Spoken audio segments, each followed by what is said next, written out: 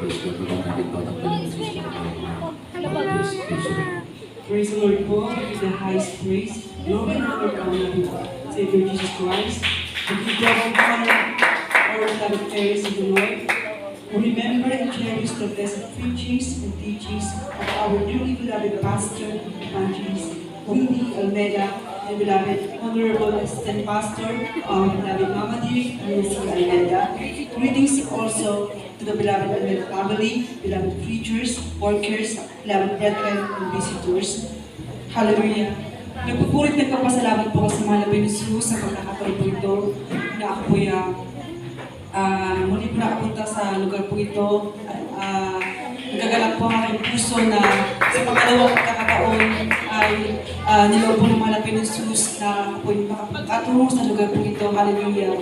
Praise the Lord. Nagpapasalamat po ako sa mahal na Jesus dahil way back 1994 po na makakilala po ako ng beloved Father sa dako po ng Marikina Sports Center. Nandun po na nakita niya po yung himala at kaibahan po ng gawain po ito. Dahil that time po mga minamahal, way back 1990s, meron po silang dinadaluhan na born again Christian. Although apostolic po ito mga minamahal, ngunit kulang po ang katuruan. Hallelujah. Kaya nagpapasalamat po ako ang aking beloved Father dahil sa pamamagitan po ng lugar po na yun, Marikina Sports Center, yun po yung naging kapamaraanan po ng mahal na Jesus upang doon niyo po unang makilala ang banal na gawain po ito. Hallelujah, praise the Lord.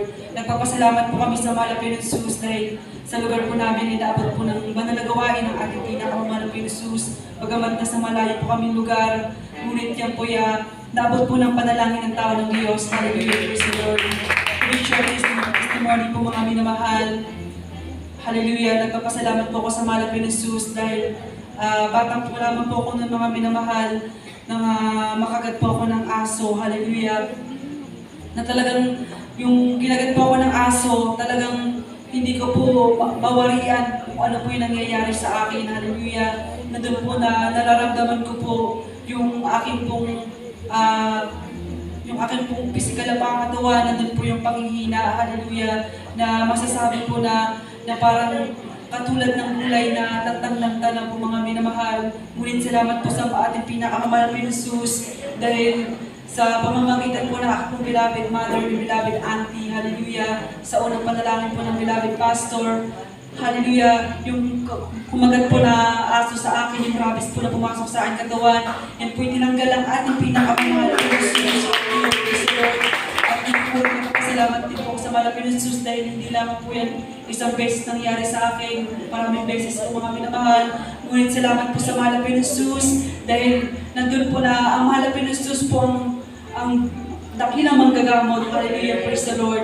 At nagpapasalamat din po ako sa mga minamahal sa ating pinakamamahal na Jesus dahil way back 2016, grade 8 or grade 7 po ako that time mga minamahal. Patungo po ako sa aming school dahil ang aming pong bahay patungo po sa school, yan po ay may kalayuan mga minamahal. At pag pupunta po kami sa school, tumatawid po kami sa irrigation mga minamahal na ang aming dinadaanan ay halos dangka lang po ng kamay, hallelujah. Talagang sa akin pong kamamadali dahil maliit na po ako sa pagpasok sa eskwelahan. Talagang hindi ko po namalayan na ako'y nalaglag mga minamahal sa almost 5 feet to 7 feet po yung taas, hallelujah. Nandun po mga minamahal, nalaglag po ako sa mataas po na bahagi na yon. At pagkalaglag ko po mga minamahal, talagang hindi po ako makahinga, hindi po ako makagalaw halos mga minamahal.